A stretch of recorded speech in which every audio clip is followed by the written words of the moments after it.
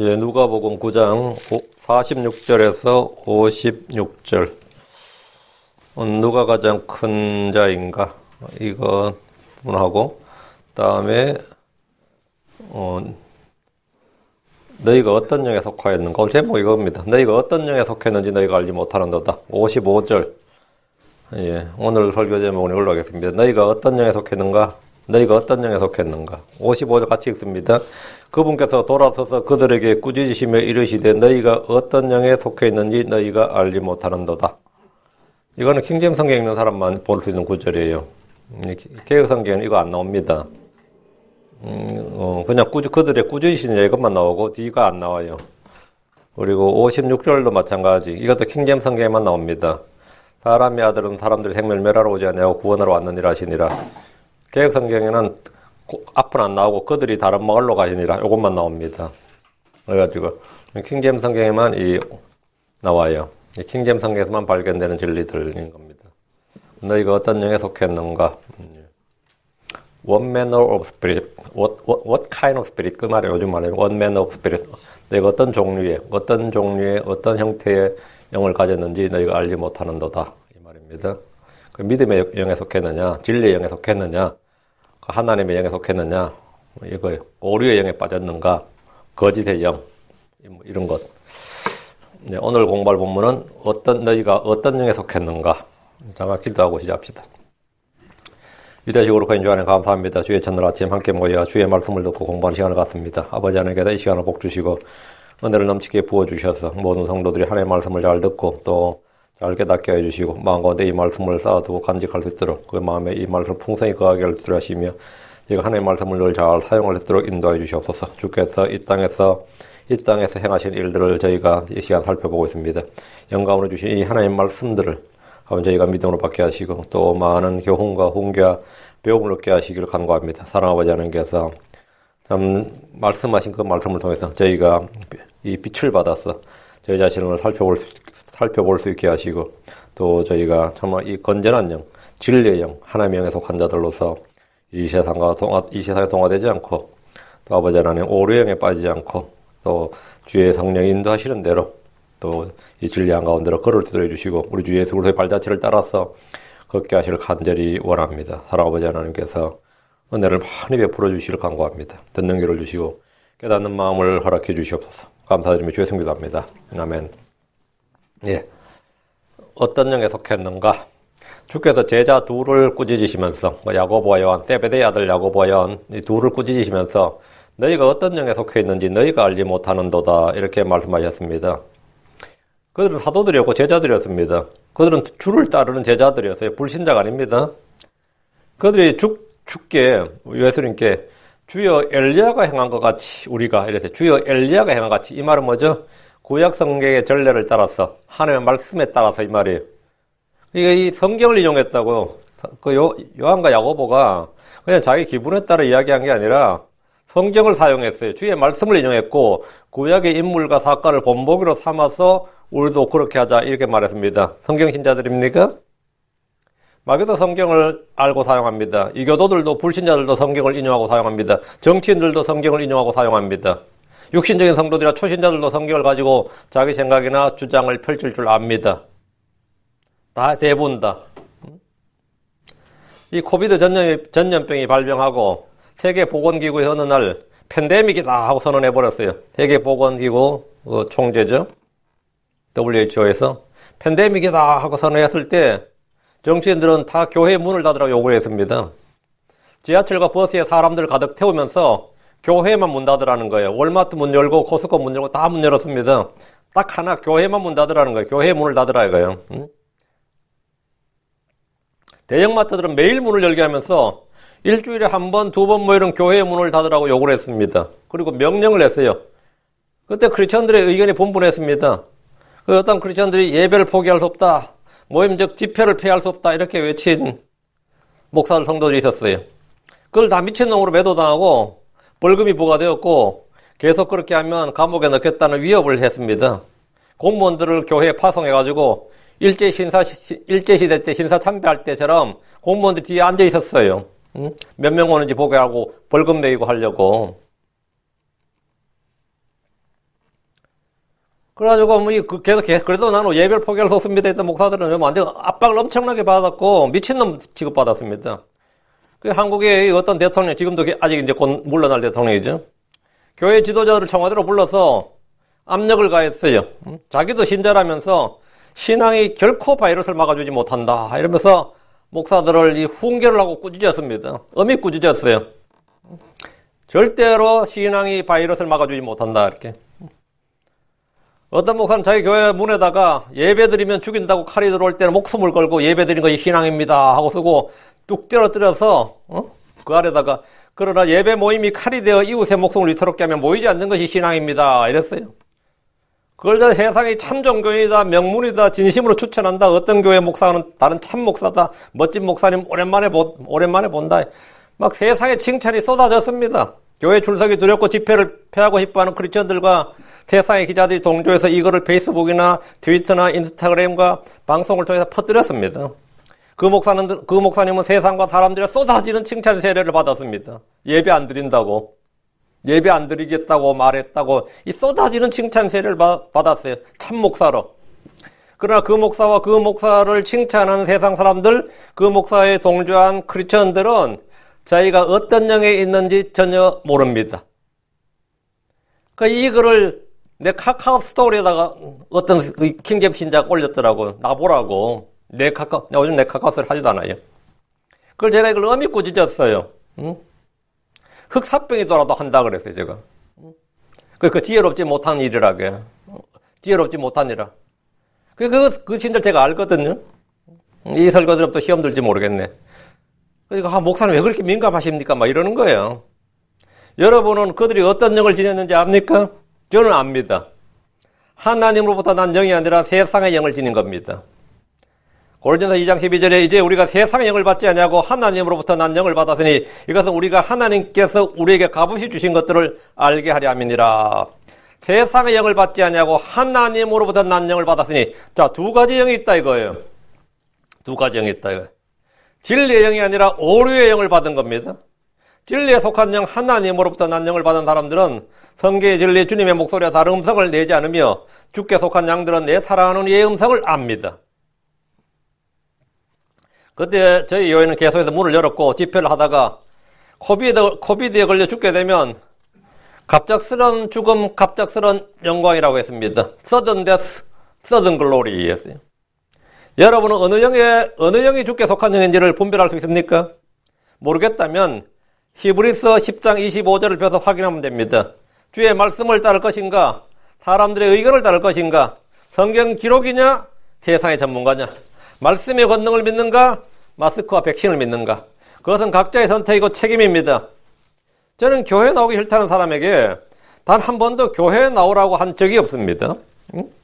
그리고 남의 믿음을 흉내내고 따라하라고 한 적도 없습니다. 각자 자기 믿음으로 하는 겁니다. 자기 믿음으로. 각자 자기가 믿는 대로 생각하고 판단하고 행동하면 됩니다. 남의 믿음 따라했다가 괜히 망할 필요 없습니다. 저는 하나님께서 이 세상의 지혜로운 자, 이 세상의 지혜를 어리석게 해주실 걸 구했습니다. 특히 교회를 우습게 알고 비난하는 이 한국의 위정자들, 방역 전문가들이 좀 수치를 당하게 해주셨으면 좋겠다 이런 생각을 늘 했습니다. 지금 한국 사정을 보십시오. 백신을 몇 번을 맞았든지 대부분이 코비드에 걸렸고 마침내 방역을 거의 포기해버렸습니다. 어떤 형제 그래요. 자기 집에 자기 혼자 안 맞았는데 나머지 3번씩 맞았는데 자기만 안 걸리고 다 걸렸다고.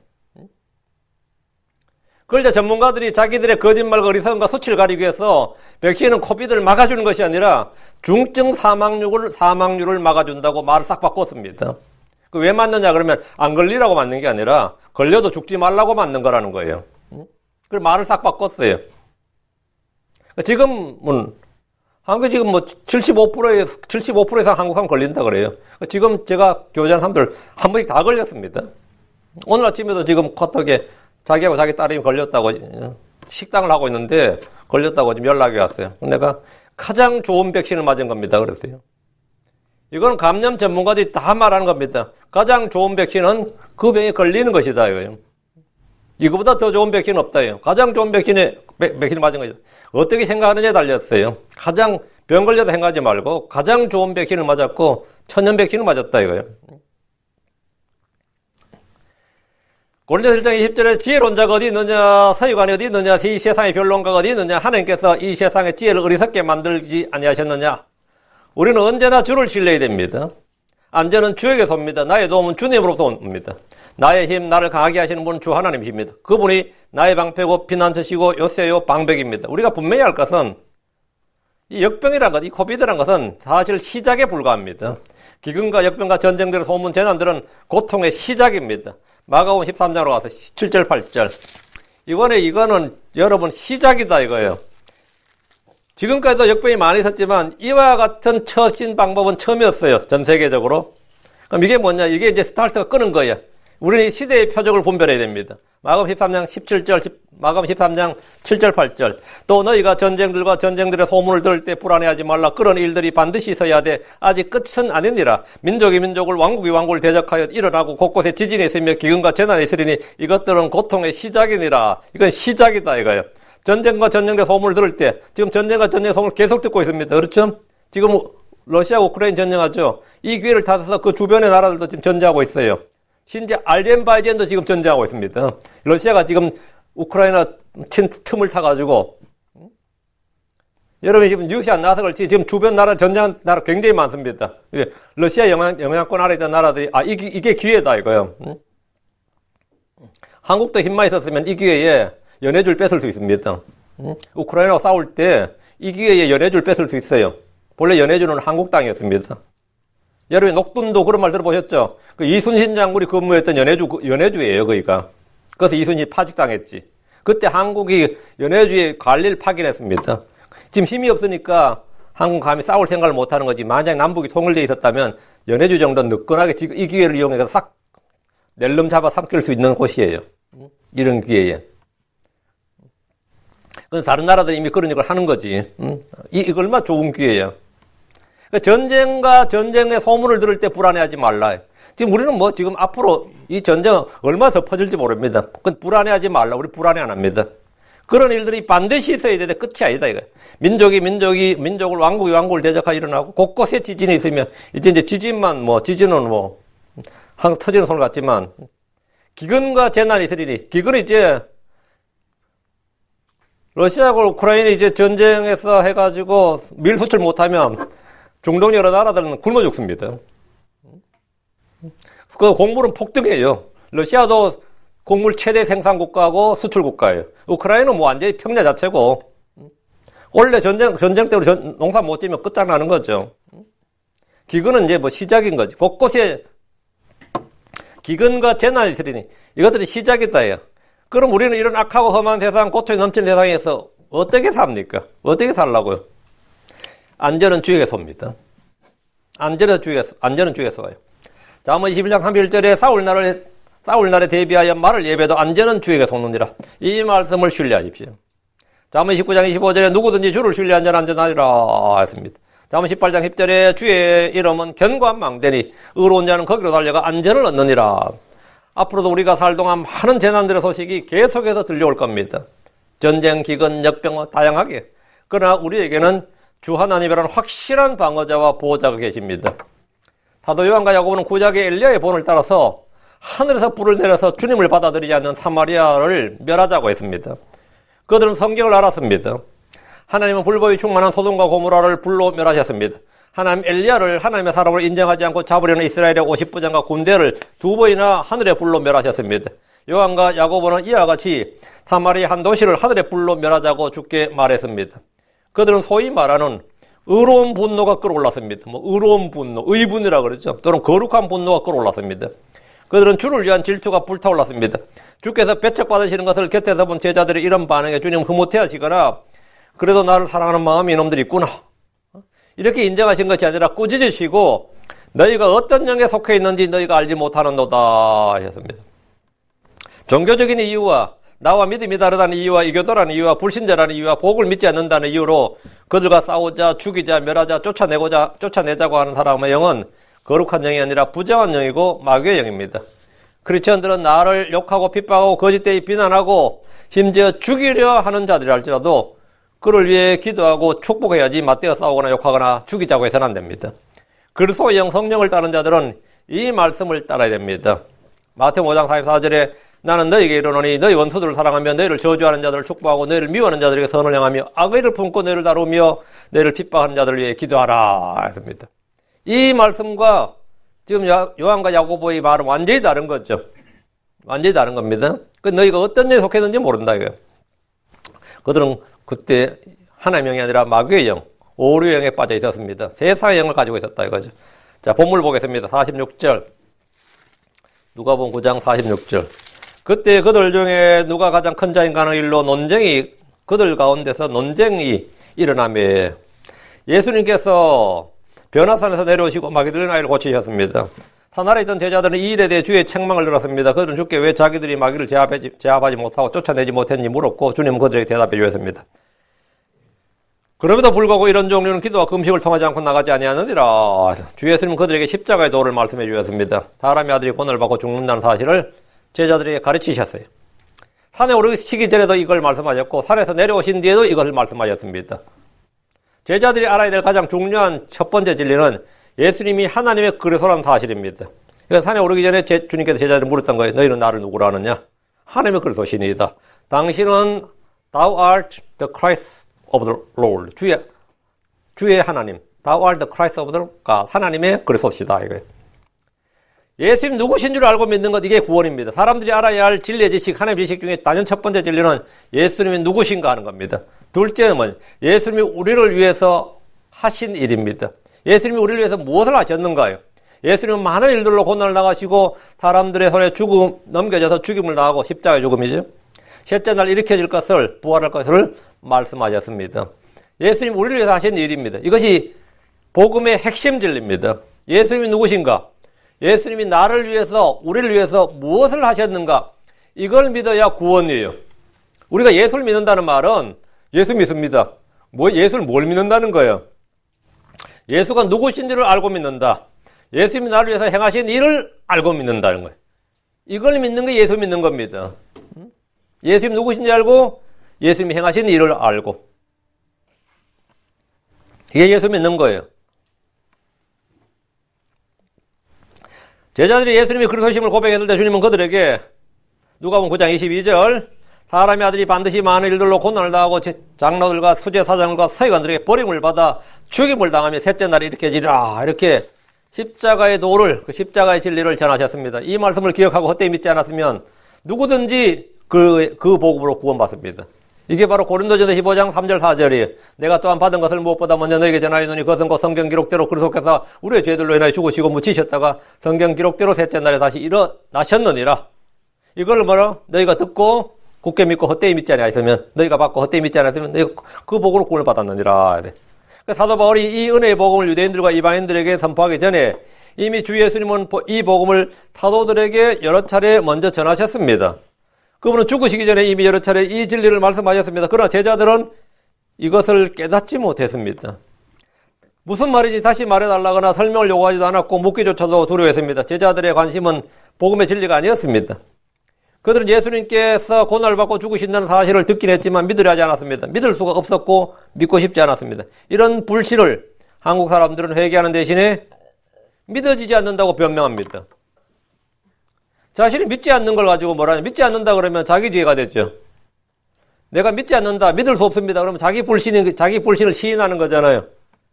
한국 사람들이 이때 말을 교묘하게 믿지 않습니다, 믿을 수가 없습니다 그러면 그냥 간단한 거예요. 그러면 믿을 수 있도록 해야 되고 이제 믿어야 되는 거, 그건 자기의 책임이 되는데, 나는 교회를 오래 다녔지만 설교를 많이 들었지만 성경도 읽어봤지만 정말 믿고 싶지만 믿을 수가 없었습니다, 저는 믿지 않습니다, 이렇게 불신을 시인하고 고백하는 대신에, 또 회개하는 대신에 뭐한다?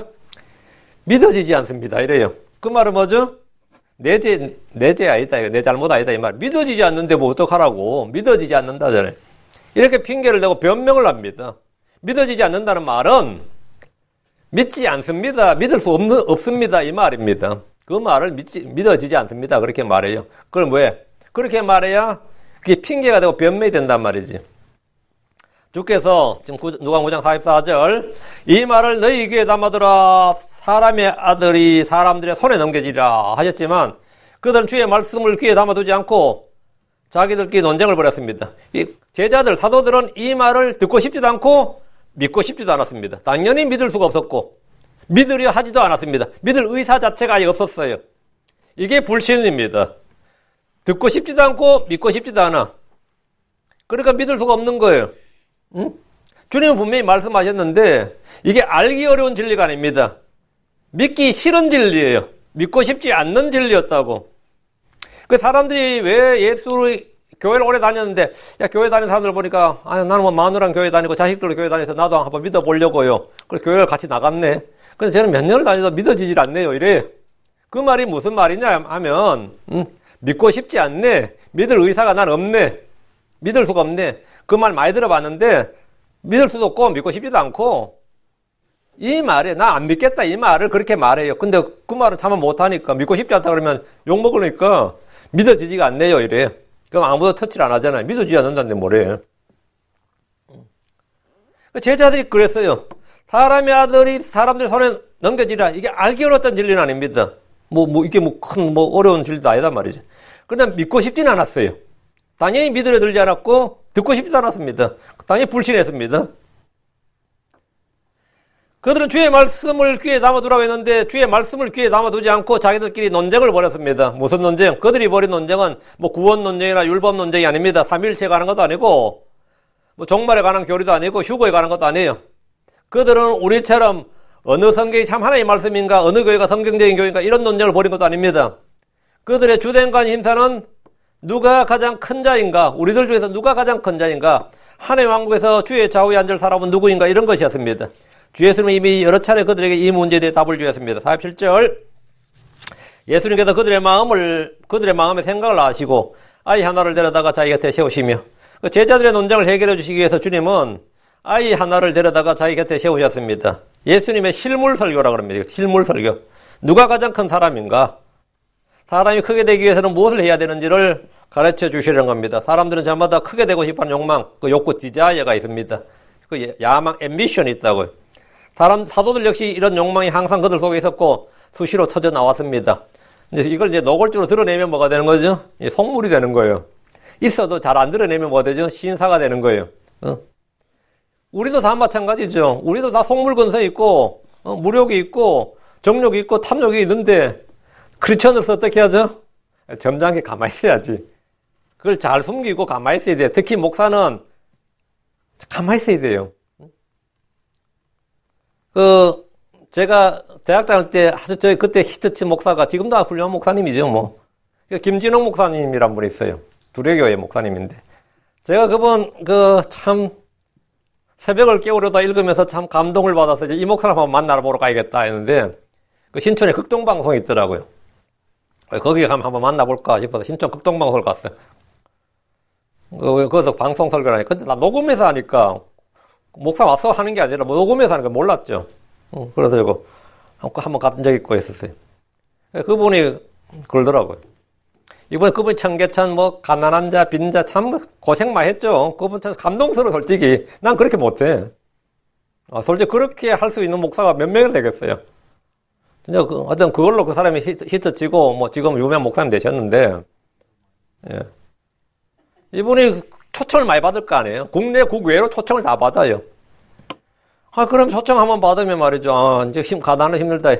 이제 호텔에서 좀 잠을 자고 좀 맛있는 것도 먹고 하겠구나 싶은데 초청 교회에서 싸구려 모텔 잡아주는 목사님은 좋은데 안 가시죠? 이러는 거야. 또 돌아버리게. 좋은데 안 가긴 뭘 좋은데 안 가. 이번 기회에 좀 푹 쉬고 좀 잘 먹고 좀 하고 싶은데 이들이 알아서 그냥 싸구려 모텔 잡아주고 형편없는 음식 내주고 목사님은 항상 가난한 자들과 함께 하지 이러는 거야. 응? 이 목사님이 기분이 좋게 해서 나쁘겠어. 돌아버리는 거죠. 돌아버려요. 나한테 왜 이러느냐 이거지. 아무도 그런 대접하고 싶은 사람 없어요. 그런데 목사님 뭐라 그러겠어요 그러면? 예 해야지 뭐라 그래. 자기 본성을 드러내면 뭐가 되는 거죠? 그 목사 똑같더라고. 엄청 밝히더라고. 돈 밝히고 똑같더라고. 이 소리 넣는다고. 저도 마찬가지예요. 제가 무력이 없고 없겠어? 가만히 있는 거지. 들떠내면 킹잼성에서 윤목사 똑같더라. 장로가 목사냐? 그 먹사야? 이러고 할 거 아니야. 먹사 소리 안 들려면, 괜찮습니다. 괜찮습니다. 이럴 거 아니야. 괜찮긴 개뿔 괜찮아, 씨. 어? 뭐가 괜찮기는, 이것들이 대접이 개판인데, 속으로 이러시 봐도, 괜찮습니다. 이게 크리스천이야. 세상 사람들은 안 그래. 대놓고 그래요. 불만 표현. 나 이따위로 대접할 거냐. 나 다시는 안 이런데, 목사 그런 말 할 수 있어? 나한테 이따위 대접할 거냐. 이씨, 완전 먹사네. 막 이럴 거 아니야. 응? 그러니까 크리스천들만큼 위선자가 없어요. 사실. 자기 본 마음을 드러내지도 못하고, 세상 사람 차라리 드러내. 크리스천들은 해결하든지 드러내면 되는데, 괜찮습니다 하면서, 이번에 완전히 혼자 불만 다 품고. 이게 얼마나 살기 어렵겠어요. 한번 생각해봐요. 이 크리스천들이 살기가, 크리스천 세상 살기가 그렇게 어려운 거예요. 믿음으로 살기 어려운 게 아닙니다. 본성 숨기고 살기 어려운 거야. 이게. 제자들 어쨌든 터져 나왔어. 제자들의 꿈은, 지금 천년왕국이는 뭐니 이런 거 아니란 말이죠. 왕국은 곧 설 것 같고, 주님 왕이 되자면, 누가 이게 지금 관등산명이지. 누가 총리가 되고, 누가, 장관이 되고, 누가 대장이 되는가 이런 문제. 48절. 그들에게 이르시되 누구든지 내 이름으로 이 아이를 받아들이는 자는 나를 받아들이며 또 누구든지 나를 받아들이는 자는 나를 보내신 분을 받아들이나니 너희 모든 사람 가운데서 가장 작은 사람 곧 그가 큰 자가 되리라 하시니라. 주께서 제자들에게 큰 자가 누구인지 어떤 사람이 큰 자인지 어떻게 해야 큰 사람이 될 수 있는지를 말씀해 주셨습니다.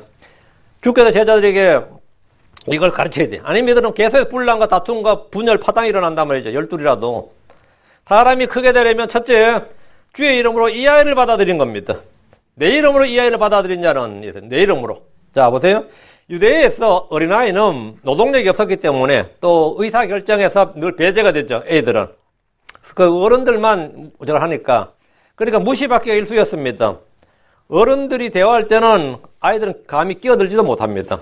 어린아이는 작은 자, 쓸모없는 자로 여겨졌습니다. 그런데 주님은 그런 아이를 주의 이름으로 받아들인 자가 주 예수님을 받아들이는 것이라고 하셨습니다. 주를 받아들인 자는 주를 보내신 아버지를 받아들인 사람이 됩니다. 가장 크신 분, 세상보다 더 크신 분, 내 마음보다 크신 하나님을 받아들인 자, 그 사람이 가장 큰 자가 되는 겁니다. 그 사람을 주의, 아무리 작은 자라 해도 이 주의 이름으로 받아들인 사람은 뭐라고? 주를 받아들인 거예요. 주님은 내 마음보다 크시고 세상보다 크신 분이에요. 그건 가장 크신 분을 받아들인 거단 말이지. 그러니까 가장 작은 사람을 받아들이라 이거. 무시하지 말고 그 사람을 받아주라. 그 가장 작은 자, 내가 쓸모없다고 여기는 사람, 그런 사람을 받아들인 것이 그 사람이 큰 자다 이거예요. 그 사람이 큰 자다요. 둘째, 너희 모든 사람 가운데서 가장 작은 사람이 가장 큰 자입니다.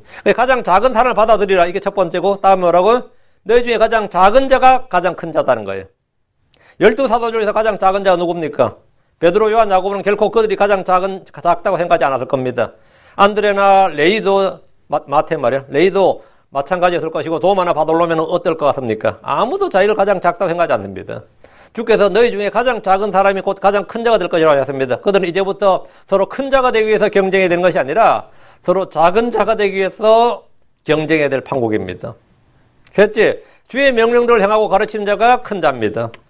마태복음 5장 19절에 그러므로 누구든지 가장 작은 이 명령들 중에 하나를 어기고 또 그렇게 사람들을 가르치는 자는 하늘의 왕국에서 가장 작은 자라 불리되 누구든지 그것들을 행하고 가르치는 자 곧 그는 하늘의 왕국에서 큰 자라 불리리라. 이거 뭐래요? 행하고 가르치는 자. 주의 말씀들을 행하고 가르치는 자는 큰 자. 말씀들을 뭐라고요? 어기고 가르치는 자는 작은 자. 그 설교 잘한다고 큰 자가 되는 게 아니에요. 그 하나님의 말씀을 행하고 가르치는 자가 큰 목사, 큰 자예요. 하나님의 말씀 안 행하고 가르치는 사람, 강대에서 그냥 설교만 잘하는 사람은 그냥 그건 엔터테이너지. 그건 가장 작은 자예요. 바리새인이나 서기관들이나 율법사들처럼 말만 하고 행하지 않는 사람은 자기들은 큰 자, 높은 자, 고귀한 자로 행할지 몰라도 주님의 관점에서는 뭐라? 가장 작은 자라 불립니다. 율법을 듣는 자가 의롭게 되지 않고 행하는 자가 의롭게 되는 것처럼 말씀을 듣기만 하고 행하지 않으면 그는 자신을 속이는 자요 작은 자입니다. 많은 사람의 선생이 되고 자기를 가르치지 않는 사람 역시 아무것도 아닙니다. 사랑이 없는 사람은 그냥 아무것도 아닌 사람입니다. 주의 말씀을 행하고 가르치는 자가 하늘의 왕국에서 가장 큰 자입니다. 넷째, 주께서는 어린아이처럼 자기를 낮추는 자가 가장 큰 자라고 하셨습니다. 어린아이처럼 자기를 낮추는 자가 가장 큰 자입니다.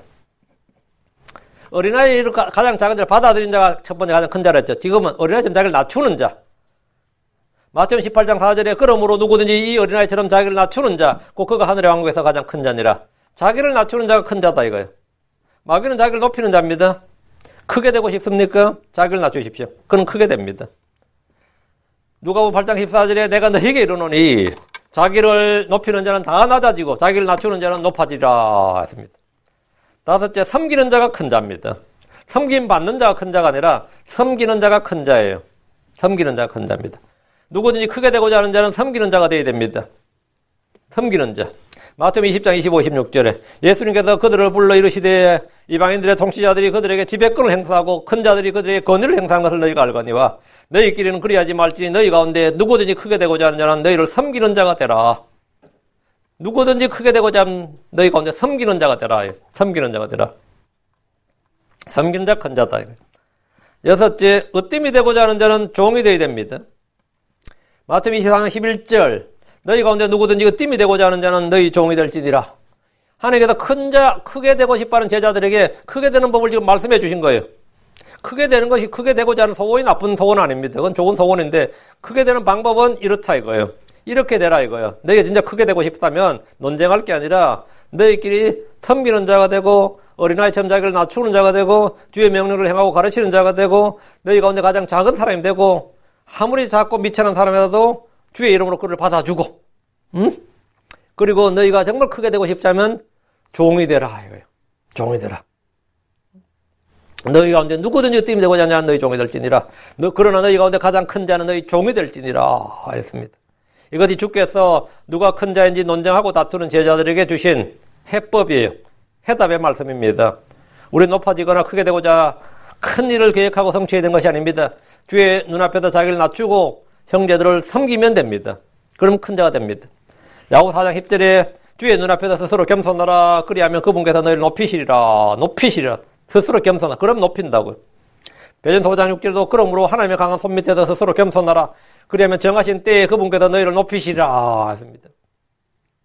제가 이 2000년 1월 달에 제가 목회를 개척했어요. 인천에서 전 교회를 개척해서 하는데 제가 다니던 교회에다가 그 전주에 오후 설교 때, 오후 예배 때 잠깐 앞에 나가서 오늘까지 이 교회를 다니고 다음 주부터는 제가 이 교회를 안 나오고 이제 인천에 가서 제가 교회를 개척하겠습니다. 이랬어요. 근데 전격적으로 누구하고 제가 의논 안 했어요. 누구하고도 의논 안 하고 그냥 제 집사람하고 말하고 다음 주부터 이 교회 안 나오고 제 교회 개척하겠다는 뭐 교회성. 어떤 사람들의 반응은 본래 제 형제는 목회할 사람이었어. 이런 반응이 있고 어떤 사람들 이거 뭐 난리가 났어. 근데 그때 목사님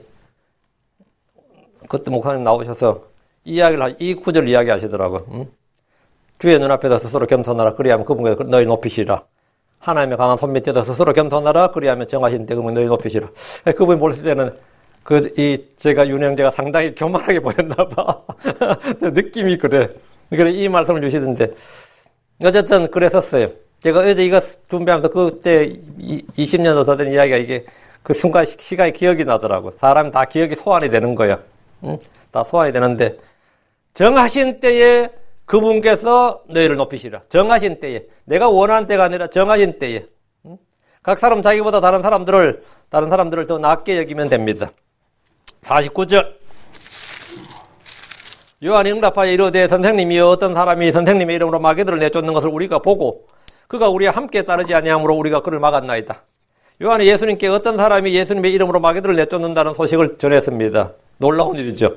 사도들도 아닌데 산 아래 있던 제자들도 어린아이 속에 있는 마귀를 쫓아내지 못했는데 제자도 아닌 어떤 사람이 그 일을 하고 있다는 것은 분명히 상당히 충격적인 소식이죠. 우리와 함께 하지 않는데 마귀를 쫓아내요. 예수의 이름으로. 더욱 이거는 사도들과 함께 주를 따르지 않은 사람이었습니다.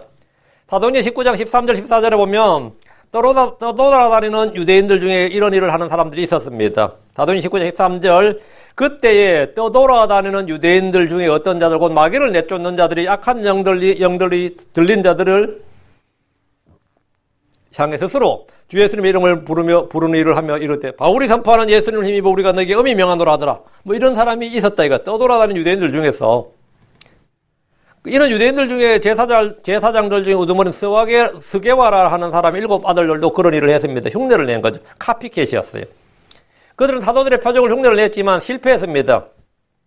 그러나 지금 누가복음에는 사도 요한이 말하는 이들은 마귀를 내쫓는데 실패한 게 아닙니다. 이들은 쫓아내 성공했어요. 어떻게 된 겁니까? 사도들의 표적과 권능으로 이 사도들에게만 주신 권능인 줄 알고 있는데 사도들이 아닌 사람들이 마귀들을 막 내쫓는 거예요. 사도행전에 스데반이 이적들과 기적들을 행했고 빌립도 많은 기적들을 행했습니다. 사도행전 8장 13절에 그때 시몬 자신도 믿고 침례를 받은 뒤 빌립과 함께 머물며 그 이루어진 기적들과 표적들을 보고 놀라니라. 이때 빌립이 그랬죠. 기적들을 행하는 것은 하나님의 사도들 외에도 어떤 사람들이 주신 선물입니다. 이런 고린도전서 12장 10절을 통해서 알 수 있어요. 다른 사람에게는 기적들을 행함을, 다른 사람에게는 대언함을, 다른 사람에게는 영들 분별함을, 다른 사람에게는 어떤 종류의 탄어들을, 다른 사람에게는 탄어들을 통역함을 주셨으나 이렇게 사도들 아니어도 기적을 행하고 대언과 영들 분별함, 탄어, 통역 이게 있단 말이죠. 하나님께서 기적들을 행할 수 있는 사람들도 사도들 외에 스데반이나 빌립 같은 사람에게 주셨어요. 그러니까 다른 사람이 기적을 행함을 할 때 이 다른 사람이 빌립이나 스데반 같은 사람이에요. 응? 요즘으로 말하면 이제 이 요한은 주의 이름으로 기적을 행하는 일도 자격이 있다. 허락을 받아야 된다. 저작권이 있다. 우리 허락 없이 함부로 하지 마라. 뭐 이거죠. 응? 요즘 뭐 누가 강단에서 설교를 하려면 교단이나 교회 안수증이 필요하다. 신학교 졸업증이 필요하다. 뭐 이런 것과 같은 주장입니다. 워낙 뭐 무자격자나 사기꾼이 많다 보니까 이런 주장이 힘을 얻고 있습니다. 이에 대한 주님의 반응, 주님의 입장이 뭐냐? 50절. 우리 허락도 안 받고 막 마귀 쫓아요. 주님 이름으로 마귀 쫓아요. 그럼 어떻게 하라는 거예요? 50절. 예수님께서 그에게 이르시되 그를 막지 말라. 우리를 반대하지 않는 자는 우리를 위하는 자니라 하시니라. 예수님 사도 요한에 그를 막지 말라고 하셨습니다. 요한은 당연히 막으려고 그랬죠. 모세가 대언을 했죠. 근데 모세 외에 다른 사람들이 막 주의 영을 받아 대언해요. 요사가 어떻게 해서 막았죠. 금했다. 모세는 금하지 말라 그랬지. 응? 이 사람들 전부 다 비슷한 거예요. 사도 요한 입장에서 당연히 못하게 막았겠지. 주님께서 그를 막지 말라. 누가 주의 이름으로 기적을 행하든지 어린아이를 받아들이든 그것은 선한 일입니다. 세상엔 주의 이름으로 사람을 죽이는 전쟁을 벌이는 이들도 있습니다. 교회를 박해하면서 그것이 하나님이라고 떠드는 이들도 있습니다. 예수님께서 근데 그런 일을 하는 것도 아니고 지금 뭐 예수님께서 그에게 이르시되 그를 막지 말라 하셨어요. 우리를 반대하지 않는 자는 우리를 위하는 자입니다. 요한은 주의 이름으로 마귀를 쫓는 사람들을 막았는데 이는 주를 위해 질투했던 것이거나 시기심 때문입니다. 주께서는 누가 주의 이름을 허락 없이 사용하는 것에 대해서 전혀 개의치 않으셨습니다. 복음을 전할 때도 선한 뜻으로 하는 이들도 있고 성실하지 않게 다툼으로 그리스도를 선포하는 이들도 있습니다. 그렇다고 해서 사도 바울이 그들이 복음을 전한 것을 막지 않았을 뿐 아니라 소리에 기뻐했습니다. 빌립보서 1장 18절에 그렇다면 무엇이냐? 그러면 무엇이냐? 그럼에도 불구하고 거칠애로 하든지 진실로 하든지 모든 방법으로 그리스도께서 선포되시나니 이로써 나는 기뻐하고 참으로 기뻐하리라. 그러니까 거칠애로 하든지 진심으로 하든지 말이에요. 거칠애로 하든지 진실로 하든지 모든 방법으로 그리스도께서 선포되시나니 그건 개의치 않는다 이거예요. 그러니까 주를 위해 일하는 사람은 그가 누구든지 어떤 의도와 목적이라든지 막을 필요가 없습니다. 우리를 반대하지 않는 자는 우리를 위한 자입니다. 근데 성경을 통독하는 분들 중에서 이 구절 읽다가 뒤로 가서 누가 11절 하죠? 23절. 이 구절하고 지금 방금 이 구절하고 모순이 되지 않느냐? 누가 11장 23절. 나와 함께 하지 아니하는 자는 나를 반대하는 자요. 나와 함께 모으지 아니하는 자는 해치는 자니라. 이 말씀 읽을 때면 모순이 아닌가 생각하기도 합니다. 이 두 구절은 서로 모순이 아닙니다. 주님을 반대하지 않는 자는 주님을 위한 자입니다. 동시에 주님과 함께하지 아니한 자는 주님을 반대하는 자입니다. 그러니까 이건 뭔 말이냐? 순종해야 될 주의 명령에 순종하지 않으면 그것은 주를 반대하는 자다 이 말입니다. 다시 앞으로 51절. 또 이런 일이 있었으니 and it came to pass 나오죠. 그분께서 위로 올려져서 영접받으실 때가 이름에 친히 예루살렘으로 가시려고 자기 얼굴을 고정하시고 갑자기 시간을 확 뜁니다 지금. 그분께서 위로 올려져서 영접받으실 때가 이르렀다 이 말은 뭐죠? 십자가의 죽음을 앞둔 때란 말이죠. 누가복음 9장에서 지금 갑자기 시간을 뒤로 확 뛴다면 3년 반 사역 중에서 지금 거의 막바지로 뛰고 있어요. 누가복음의 기록 여기서 갑자기 시간을 점프하고 스킵을 하고 있었죠. 주께서 위로 올려져서 영접받으실 때가 임했다는 것은 부활 후 승천하실 때가 임했다는 말인데 이것은 사실 아직 한참 후의 일입니다. 주께서 친히 그분의 고난과 죽으심 그리고 부활을 말씀하신 후에 왜 이 본문이 51절이 나왔냐면 승천까지 바로 이어지려는 스토리가 지금 고난 죽음 이야기했죠. 부활 이야기했죠. 지금 승천까지 바로 다루려고 한 거예요. 내용을. 그래서 지금 여기가 이 이야기가 나온 겁니다. 성경은 역사적으로 보면 불량과 사실 아무런 관계가 없습니다. 여기 창세기를 읽어보면 창세기 1장부터 11장까지가 수천 년의 기간을 다룹니다. 12장부터 50장까지, 12장부터 50장, 아브라함부터 이제 시작해서 50장, 요셉의 죽음까지는 231년의 역사예요. 그 앞엔 수천 년 역사고. 여러분이 생각할 때, 이 성경의 연대기를 할 때, 아담이 언제까지 살았느냐, 그러면 거의 뭐, 1000년은 못 살았지만 900몇 년 살았죠. 그럼 노아가 태어나기 몇 년 전에 죽은 겁니다. 노아가 10대 손이잖아요. 아담은 9대 손까지 살았어요. 그럼 노아는 언제까지 살았느냐 하면 아브라함이 태어나기 2년 전까지 살았나 그랬어요.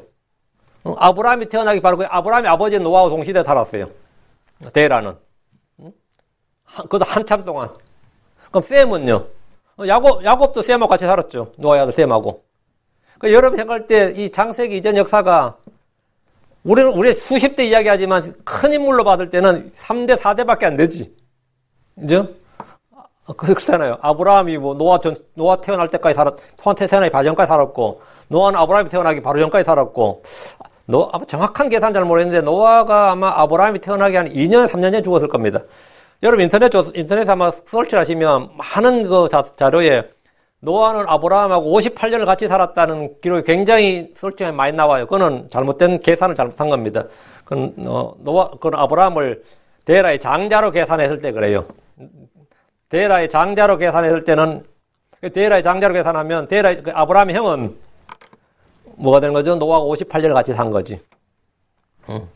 그러니까, 그래 따지면, 아담, 노아, 뭐 이런 사람이 몇 명 안 돼, 우리 상세히 나오는 인물이 몇 명 안 되는 겁니다, 이런. 그 사이에 수십 명, 진짜 전화번호처럼 사람이 많아도 큰 인물로 따지면 역사가 그래요. 그렇다면 셈의 종교라는 것, 우리가 히브리 종교, 소위 말하는 유대교라 이게 큰 적이 아니죠. 전혀 무리가 없는 거지, 실제로. 그전에는 어떻게 믿었을까? 그런 말 다 헛소리단 말이지. 자, 어쨌든, 예, 그렇고. 역사 그렇게 확 뛴다 그랬는데, 이 요한복음 읽으면 요한복음 13장부터 17장의 5장이 사도 요한이 기록했을 때 요한복음을 기록할 때 요한복음 13장, 14장, 15장, 16장, 17장이 뭐예요? 주님의 3년 반 동안 사역 중에서 3시간 동안의 기록이 그 5장이에요. 요한복음 13, 14, 15, 16, 17장이 5챕터가 주님께서 3시간 동안 하신 일을 기록한 겁니다. 그리고 그 다음 18장, 19장은 부활하고 그거니까 죽으신 거 부활이죠. 그게 하루 동안 일이에요. 주께서 누가복음 9장에서 이제 고난에서 성천까지 지금 말씀해 주신 거예요. 그래서 하늘의 왕국이 임하는 것까지를 모두 말씀해 주셔서 51절에 그분이 친히 예루살렘으로 가시려고 자기 얼굴을 고정하시니라 이게 나온 거죠. 이 일을 위해서 주 예수님은 직접 예루살렘으로 가셔야 됩니다. 이거 지금 저 뒤에 있는 역사가 지금 앞으로 싹 당겨진 겁니다. 주께서 예루살렘 밖에서 죽을 수는 없습니다. 누가복음 13장 3절에 그럼에도 불구하고 오늘과 내일 모레는 내가 반드시 걸어야 하리니 대언자가 예루살렘 밖에서 죽을 수는 없느니라. 그러니까 예루살렘으로 가셔야 된단 말이지. 주 예수님은 자신이 언제 어디서 죽을 줄 아셨고 어떻게 죽으실지도 아셨습니다. 주께서는 친히 말씀하신 대로 고난을 받고 죽으셨습니다. 그리고 성경 기록대로 셋째 날에 일으켜졌고 40일 후에 하늘로 올려져서 영접받으셨습니다. 주께서 자기 얼굴을 고정하셨다는 것은 확고한 결심과 의지를 표현한 말입니다. 예루살렘에 가는 길은 죽음의 길, 십자가의 길, 고난의 길입니다. 그러나 그 후에는 영광이 있습니다. 52절 사자들을 자기 얼굴 앞에 보내시니 그들이 가서 그분을 위하여 준비하려고 사마리아 사람들의 마을로 들어가니라. 사자들을 자기 얼굴 앞에 보내니 이 사자들은 당연히 제자들이죠. 예수님은 갈릴리에서 예루살렘으로 가셔야 되는데 갈릴리에서 예루살렘으로 가려면 중간에 뭐가 있어요? 사마리아가 있단 말이지. 갈릴리는 북쪽 지역이다며 북부 지역이고 예, 다음에 사마리아가 중부 지역이고 유다는 남부 지역이란 말이에요. 예루살렘은 남부 지역이란 말이에요. 지금 갈릴리에 계시는데 유다 예루살렘으로 가는데 당연히 사마리아를 통과해야 된단 말이에요. 통과해야 돼요. 그래서 사자들을 자기 얼굴 앞에 보내시니 그들이 가서 그분을 위해 준비하려고 사마리아 사람들의 마을로 들어가니라. 예수님은 갈릴리에서 예루살렘으로 가셔야 되는데 그 중간 지역이 사마리아입니다. 요한복음 4장에서는 유대를 떠나서 갈릴리로 가는 도중에 사마리아를 들린 게 요한복음 4장 이야기예요. 유대에서 북쪽으로 가는 거고 지금은 북쪽에서 남쪽으로 내려오는 거고 이번엔 반대로 갈릴리에서 예루살렘으로 가는 도중에 사마리아를 통과하신 겁니다. 전에 사마리아를 통과하실 때는 수가라는 도시에서 한 여인을 구원하셨고 그 도시의 모든 사람들이 예수님을 영접했습니다. 주님이 갈릴리에서 유다에서 갈릴리로 가실 때 사마리아에 들렸다 그러죠. 그때는 사마리아 사람들이 예수님을 영접하고 이분이 참으로 구원자이신 줄 우리가 아노니 막 이랬다고. 요한복음 4장에. 그 도시의 모든 사람들이 예수를 영접했어요. 그렇다면 이번에 예수님이 이곳을 지나가실 때는 뭐 해야 되죠? 전에 이미 예수님을 영접했던 마을 사람들이 여기 있다고. 그러니까 이제 예수님이 예루살렘으로 가실 때는 이곳을 들려서 갈 거 아니에요. 부흥회 한번 해야지, 가는 길에. 사경회 한번 해야지. 그래서 제자를 보낸 거예요. 예수님 오신다고. 그럼 동네 사람들이 완전히 뭐 예수님 오신다고 우리는 이분이 구원자인 줄 아노니 했으니까 어때요? 확신한다고 그랬잖아요. 그러면은 예수님을 맞이하고 환영하고 뭐 이래야 될 것 같은데, 그래서 제자를 보냈더니만, 예수님을 방문한다 소문이 나면, 갈릴리 동네들도 말이죠. 그 도시 사람들이 막 몰려들었어요. 병자들, 마귀 들린 자들, 약한 자를 데리고 나오는 건 기본이었고, 뭔가를 보고 듣기 위해서 예수님의 사람들이 몰려들었다고. 주께서 이를 준비하도록 사자들을 앞서 보내셨고, 그들은 사마리아 사람들의 마을로 들어갔습니다. 주 예수님의 방문을 이곳 사람들에게 알리기 위한 겁니다. 결과는 뭐냐? 53절. 그분께서 예루살렘으로 가시려는 듯한 얼굴이므로 그들이 그분을 받아들이지 아니하며, 이거 완전히 황당하게 된 거죠. 사마리아 사람들은 예수님을 받아들이지 않고 배척했습니다. 이유는 그분이 예루살렘으로 가시려는 듯한 얼굴이었기 때문입니다. 이 구절은 사마리아 사람들과 예루살렘의 유대인들, 그 예루살렘 유대인들의 뿌리 깊은 원한과 적대감이 있음을 볼 수 있습니다. 예수님께서 갈릴리로 가실 때는 그들이 그분을 받아들이는데 아무 문제 없었어요. 반면 예수님이 예루살렘으로 간다고 하니까 그분을 받아들이지 않았습니다. 사마리아인들이 유대인들에 대해 가진 민족적 정서와 감정은 일본에 대한 한국인들의 감정보다 훨씬 더 크고 강합니다. 한국과 일본이 어떤 관계죠? 옛날에 우리가 무시했지, 일본을. 한국, 일본을 너무 모르니까, 한국, 일본을 너무 모르니까, 16세기 때부터 일본은 벌써 이 동아시아의 강자였습니다. 16세기 때부터. 이 포르투갈, 네덜란드 이런 데하고 일본이 무역을 해서, 이 은을 엄청나게 했어요. 근데 조선시대는 그걸 모르니까 조선에서 계속 사신을 몇백 명씩 파견했어요. 그 일본의 기록들이 다 있지. 근데 그게 일본의 그 돈을 부산에서 출발한 그 배삭스나 그 모든 돈을 일본이 다 대습니다. 한국 정부에서 돈을 내는 게 아니라 조선 정부가 돈을 내는 게 아니라 일본이 돈을 다 대는데 일본 정부에서 너무 힘든 거예요. 한 번은 막 300명씩 이렇게 오면 이들 먹이고 재우고 뭐 사는데, 근데 딱 보니까 너무 미개한 거예요, 한국 사람들이. 응? 왜? 16세기까지는 미개하지 않았는데 16세기부터 바뀐 거예요. 그 조선 통신사들은 가보니까 일본이 현대식 건물을 막 짓는 거예요. 도로가 쫙 뻗어 있고 2층 양옥이 막 있는 거예요. 막 기겁을 하는 거지. 근데도 이게 한국만 돌아오면서는 거기 미개한 놈이라고 막 한국 사람들 그래 써드는 거예요. 거기가 우리가 완전 별천지더라. 조선하고 비교하는데 되게 잘 살더라. 이렇게 안 하고 돌아와서는 한국 와서는 일본은 미개하더라 뭐 이러는 거지. 그래 한국이 작살나지 일본한테. 그때부터 한국 사람들은 지금까지 일본 하면 막 열받아 하는데 그 전까지 열받아 하지 않았습니다. 예, 한국 일본 하는 늘 무시했어요. 근데 무시하던 존재한테 당하면 어떻게 되죠? 돌아버리는 거지. 그래서 지금도 한국 사람들이 일본 하면 그냥 돌아버린 정세가 막 나타나요. 미친 정세가 막 나타난다고. 전혀 그럴 필요가 없습니다. 반면에 정말 우리를 괴롭혔던 민족은 중국이거든요. 중국에 대해서는 한국 사람이 별로 감정이 없어요. 왜? 대국으로 생각한 거야. 그것도 수천 년 동안. 그게 진짜 황당한 거지. 진짜 훨씬 더 원수인데, 사실은. 근데 예루살렘과 유대는 그럼 대체 왜 한형제잖아요. 예루살렘과 이 유대와 사마리아는 뭐예요, 그러면? 이건 여러분 구약의 역사가 있어요. 예. 남왕국과 북왕국이 갈라졌단 말이지. 북왕국은 아시리아한테 망했고 남왕국은 바빌론한테 망했어요. 여기서부터 일이 터지는 겁니다. 근데 이 북왕국이 망했는데 아시리아는 혼혈 정책을 썼어요. 근데 민족적도 혼혈, 순혈주의가 아니라 혼혈이야. 그리고 종교도 통합이야. 근데 유대는 바빌론에 붙들려는 갔는데 붙들려는 갔지만 혼혈이 아니었습니다. 종교도 유대교를 지켰어요. 그러니까 이 유대인들, 남유다 입장에서는 북왕국 사마리아는 형제로 취급을 안 하는 거지. 그러다 보니까 사마리아 사람들도 마찬가지로 열받는 거고 똑같은 그런 거예요. 그 형제인데 형제가 아닌 그런 사이였습니다. 그 예수를 받아들이지 않았어요. 54절. 그분의 제자 야고보 요한이 이것을 보고 이르되 주여 엘리야가 행한 것 같이 불이 하늘로부터 내려와 저들을 멸하도록 우리가 명령하기를 원하시나이까 하거늘. 이게 뭔 말이야? 그 세베대 아들 야고보 요한은 사마리아 사람들이 예수를 배척한 걸 보자 분노를 했어요. 예수님도 배척했고 자기들도 배척했고 사마리아 좀 들렸다가 좀 편안히 쉬었다가 말이야 좀 대접하고 가야 되는데 예루살렘으로 그죠? 이거 뭐 문전박대를 당하다 보니까 여러분도 누구에게 한 배척받아 오면 진짜 그 기분 더러운 걸 알아요.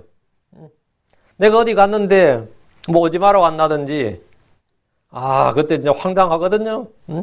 내가 오늘 교회를 가려고 했는데 거기서 뭐 죄송하지만 오지 마세요. 이 말을 들어도 열받고 그런 말 들어본 적 있는지 모르겠지만 제가 한국 갔는데 저한테 월 10만 원씩 헌금하는 교회가 있었어요. 지금은 안 하는데 초기에 내가 우리가 10만 원 헌금한다는 말은 말이죠. 그게 큰 도움이 되라고 하는 건 아니지. 그냥 교제예요. 근데 나는 워낙 어렵게 살다 보니까 10만 원 줘도 감사하지. 엄청 감사하지. 그래서 한국에 10몇 년 만에 미국 와서 10년 나갔는데 저를 도와준 사람들 한 번씩 만나봐야 될 거 아니에요. 그래도 감사함으로. 근데 어느 교회 가겠다고 딱 이야기하니까 오지 말래. 그때 완전 뒤집어졌어요, 제가. 응? 오지 말래. 이게 대체 뭔 말이지? 전 그 교회 그 교회에서는 어쨌든 심판을 한 거 왜 후원했는지 모르겠는지만 내가 그 교회 하는 게 너무 부담이 되는 거야. 응? 오지 말라는 말을 딱 들었는데 그때 그 리젝트라는 게 뭔지 알겠더라고요. 응? 왜 나를 오지 말라고 해야 될까? 그래서 제가 그 교회를 안 갔죠. 지금까지 못 갔어요. 20년 넘어도 아직 못 가는데 문제는 그 교회 성도들이 제 설교 듣는 사람도 있고 나하고 친한 사람도 있는데 한국까지 와놓고 왜 우리 교회를 안 오냐고 막 욕을 엄청 해대는 거야. 인간이 그러면 안 된다느니 막 이러고 윤형제 어떻게 우리 교회 어떻게 안 올 수가 있냐. 제가 하도 듣다 욕 먹으니까 내가 안 간 게 아니고 네 교회 목사가 나 오지 마라 그랬어요. 네 교회 목사가 나 오지 마라 그러더라. 그러니까 그 사람들이 또 자기 목사한테 하고 윤형제 오지 마라 그랬습니까? 그러니까 아니 난 그런 적 없는데 또 이런 거야. 그러니까 이 목사들도 이게 굉장히 비겁한 거예요. 당황스러우면 이 거짓말 제대로 줄줄줄 나오는 거지. 졸제 또 내가 거짓말쟁이가 됐네. 이게 참 이 교회 성도들도 하는 짓이 육신적이기가 이루 말할 수가 없어요. 서로가 아무것도 아닌 거 가지고 다투기도 하고 반목하기도 하고 서로 거짓말하기도 하고 목사들 거짓말 안 할 것 같죠? 그런 생각을 하는 우리 교회는 아무도 없습니다. 우리 교회는 목사들 거짓말 잘하는 줄 다 알아. 우리 교회 성도들 그러면 목사들이 얼마나 육신적이고 거짓말을 잘하는 줄 잘 알아요. 응? 잘 알 겁니다. 근데 목사들만 그런 게 아니고 목사들이 그렇다면 다른 사람 말할 필요도 없는 거예요. 이게 참 부끄러운 줄 알아야 되지. 이 육신이 그냥 튀어나오는 건데 사도 요한과 야고보도 진짜 예수를 위해서 이 말 했을 것 같아요. 어떨 것 같아? 한번 생각해봐 지금 54절이. 그래서 육신이 툭 튀어나온 거야. 죽여버리고 싶은 거야. 자기들을 배척했다는 이유 하나로. 열을 받아 안 받아? 나는 이런 마음은 안 들더라. 그래도 최소한 이런 마음은 안 들어. 내가 야고보 요한보다 나은 거야, 그죠? 이 복음서의 사도들이 우린 절대로 본받아서는 안 됩니다. 사도행전의 사도들을 본받아야지 복음서의 사도들을 본받으면 큰일 납니다. 복음서의 사도들은 육신덩어리 그 자체였어요. 사도행전의 사도들이 변화받은 크리스천들의 모델이 되는 거지. 지금 뭐야, 주여 엘리야가 한 것 같이 또 여자 성경을 인용하네. 엘리야가 한 것 같이 하늘로부터 내려와 저들을 멸하도록 우리가 명령하기를 원하시나이까. 이들이 보아너게고 천둥의 아들이라는 이름이 붙은 이유입니다. 엘리야는 아시아 왕이 보낸 군대가 자기를 잡으러 올 때마다 하늘에서 불을 내려서 그들을 죽여버리는 일이 있었는데 한 번도 아니고 2번이었어요. 100명이 죽었습니다. 2번. 열왕기하 1장 9절에 12절에 나오는데 어떤 사람도 이 구절에 시험 들어요. 왜 대언자 엘리야가 왕의 명령을 집행하러 온 죄 없는 군인들을 하늘에 불로 2번이나 죽여버리냐고. 그냥 들어요, 안 들어요? 엘리야 황당하게 시리. 죽이려면 아시아 왕을 죽이든지 왜 군인들을 왜 죽이냐고. 죄 없는 군인들을 왜 죽이냐고. 열왕기 1장 10절에 내가 만일 하나님의 사람이면 불이 하늘에서 내려와 너와 내 부하 50명을 살을지로 다음에 불이 하늘에서 내려와 그와 그의 부하 50명을 살랐더라. 그럼 이들은 뭔 죄야? 왕명을 집행하러 갔을 뿐인데 당연히 엘리야는 왕의 위에 있는 권세에 순종해서 와야지. 왜 애꿎은 군사를 왜 죽이냐고. 응? 그래가지고 막 왜 죄 없는 군인을 왜 죽이냐고. 불평하고. 엘리사는 왜 죄 없는 애들 곰이 그죠? 그들 찢어 죽였죠. 그런 거 보면 막 황당해하죠. 엘리야는 하늘의 불로 그가 하나님의 사람인 걸 입증을 했습니다. 엘리야는 이 일로 전에 하늘에서 불을 내린 일과 또 비를 내린 일을 이스라엘에게 알게 해준 겁니다. 갈멜산에서. 그때 분명히 갈멜산에서 모든 이스라엘 사람은 우리가 지금부터 하나님을 믿겠다고 맹세했어요. 엘리야 앞에서. 그런데 그날부터 아무도 그날 말한 그대로 하나님을 믿거나 하지 않았습니다. 엘리야가 오히려 도망갔지. 그리고 그것이 지금까지 이어져 왔고 이제 아합은 죽었어요. 그죠? 그리고 아합의 아들이 왕이 됐는데 아합의 아들이 엘리야 잡아오라는 거예요. 아시아도 문제고 그 50부장로 마찬가지 똑같은 믿음과 엘리야는 뭐냐? 국가 반역죄예요. 그래서 주님께서 그 엘리야는 산에서 내가 누구라는 거를 알려준 거예요. 하나님의 사람이라는 거. 그리고 전에 불을 내려서 바알과 그의 대언자를 죽였지만 지금은 누구? 바알과 그의 대언자를 똑같은 너희들도 똑같이 그 불에 죽는다 이거예요. 두 번이나 그렇게 하면 이스라엘이 완전히 뒤집어져 가지고 회개해야 되는데 사람을 50명씩 두 번 완전 떼죽음을 당하는데도 이게 아무도 회개하는 사람이 없네. 응? 이게 진짜 그 당시 이스라엘이 얼마나 완악했는지 알겠죠. 근데 엘리야는 이 일로 전에 하늘에서 불을 내린 일과 또 비를 내린 일을 알게 해주셨어요. 이스라엘에. 야고보와 요한은 엘리야처럼 하늘에서 불을 내림으로 예수님의 주요 그리스도심을 알게 해주려는 겁니다. 좀 극단적인 방법이지만 그들은 사마리아 사람들이 하늘의 불로 멸하기를 원했습니다. 사마리아 사람들을 구원이 아닌 심판을 원한 겁니다. 55절 그분께서 돌아서서 그들을 꾸짖으시며 이르시되 너희가 어떤 영에 속해 있는지 너희가 알지 못하는도다. 주께서는 야고보와 요한의 의견에 그들을 꾸짖으셨습니다. 너희가 어떤 영에 속해 있는지 너희가 알지 못하는도다. 여러분이 개혁성경이나 현대본들 읽고 사용한다면 이 말씀을 볼 수 없습니다. 개혁성경에는 예수님께서 돌아보시며 그들을 꾸짖으시고 중간 생략 55절 뒷부분 생략 56절 전반부 생략 그 다른 마을로 가시니라 이래 돼 있어요. 캐톨릭은 많은 크리스천들을 이교도니 배교자니 이단이 마귀 들렸다고 정죄하고 종교재판을 통해서 사람들을 멸했습니다. 자기들이 정한 교리와 어긋나면 전부 다 그들은 죽일 수 있는 근거를 마련했어요. 그리고 그렇게 죽이는 것을 뭐라고요? 하나님의 비즈니스라고 생각했습니다. 그리고 하나님의 일이라고 생각했어요. 마녀 사냥이라 해서 수많은 사람들을 화형시켰습니다. 이 일은 주께서 꾸짖으시는 일이고 주께서 사람들을 불로 멸하는 캐톨릭의 만행을 꾸짖고 정죄하시며 너희가 어떤 영에 속해 있는지 너희가 알지 못하는도다.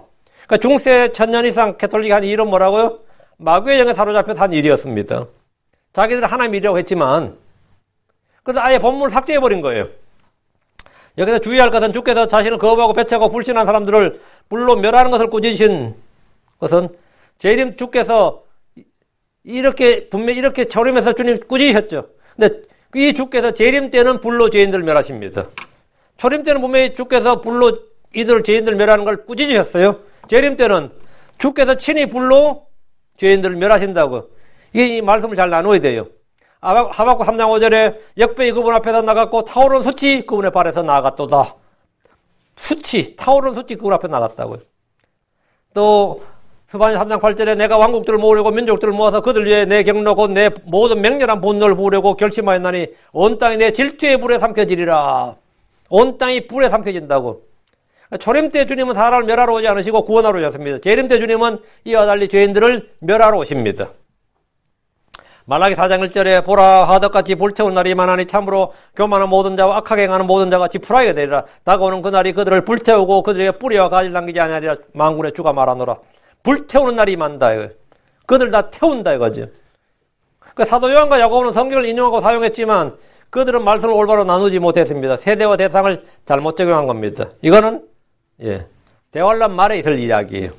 구약과 재림의 때에 적용될 말씀을 초림의 주 예수님께 사역에 적용을 하려고 했습니다. 주님은 사마리아 사람들을 불러 멸하자 우리를 받아들이지 않는 이교도를 죽이지 않은 사람들이 속한 영이 마귀의 영이라는 것을 그들이 알지 못한다고 하셨습니다. 56절 사람의 아들은 사람들의 생명을 멸하러 오지 아니하고 구원하러 왔느니라 하시니라.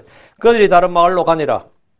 개정력 성경을 쓰는 사람들은 결코 이 구절을 볼 수 없습니다. 평생 성경을 외우도록 읽어도 이 말씀을 알 수 없습니다. 함께 다른 마을로 가시니라. 이게 전부예요. 초림의 주 예수님은 사람의 생명을 멸하지 않고 구원하러 오셨습니다. 죄인들은 물론이고 자기를 못 박는 자들을 위해서도 주님은 용서하시고 그들을 위해 기도하셨습니다. 사마리아 사람들이 그분을 받아들이지 않는다는 이유로 주께서는 그들을 정죄하거나 저주하지 않으셨습니다. 그들 중 한 명도 멸하지 않으셨습니다. 주께서 이 땅에서 단 한 명도 상하게 하시거나 죽이지 않으셨습니다. 그러나 재림의 때 주님은 많은 사람들을 죽이고 멸하십니다. 세대와 대사를 구분하지 못하면 성경은 모순투성이 되고 맙니다. 주께서 사마리아를 떠나서 다른 마을로 가셨습니다. 사람들이 주를 받아들이지 않고 배척하면 주께서는 어떻게 한다? 노는 게 아니에요. 포기하는 게 아닙니다. 다른 마을로 가십니다. 다른 사람이 가서 복음을 전하십니다. 주를 믿고 받아들이면 주님은 그 사람 안에 들어가서 그와 함께 만찬을 먹습니다. 계시록 3장 10절에 보라 내가 문에 서서 두드리노니 누구든지 내 음성을 듣고 문을 열면 내가 그에게 들어가 그와 함께 만찬을 먹고 그도 나와 함께 먹으리라. 그는 나와 함께 먹으리라. 주님은 믿는 자의 몸을 거쳐요.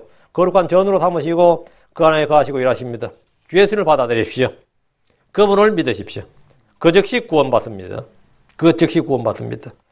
주님께서는 이 땅에 생명을 멸하러 오지 아니하고 구원하러 왔습니다. 자, 다시 오실 때는 생명을 멸하러 오십니다. 죄인들을 멸하러 오신다 이거예요. 성경 여기는 이렇게 적혀 있고 왜 저긴 저렇게 적혀 있습니까? 그러면 그건 세대와 대상을 구분하면 됩니다. 하나님의 말씀을 진리의 말씀 올바로 나누고 공부하면 간단한 문제다 했습니다. 어쨌든 오늘은 저희가 어떤 영에 속했는가 이 말씀으로 제가 말씀을 살펴봤습니다. 잠깐 기도하고 마칩니다. 위대하시고 거룩하신 주 하나님 감사합니다. 하나님께서 은혜와 복을 주셔서 오늘 선포한 모든 말씀들을 성도들이 잘 깨닫고 또 잘 받아서 저희가 참 주께서 행하신 일들을 통해서 배움을 얻게 해주시고 훈계와 교훈을 얻게 해주시길 간구합니다. 주께서 참 저희 안에 늘 건전한 생각의 영을 주시고 또 진리의 영을 주시고 위로부터는 순수한 주의 말씀의 영을 주어주시고 은혜와 강구의 영을 부어주시길 간구하고 저희가 오류나 또 부정한 영, 더러운 영 이끌리지 않도록 해주시길 간구합니다.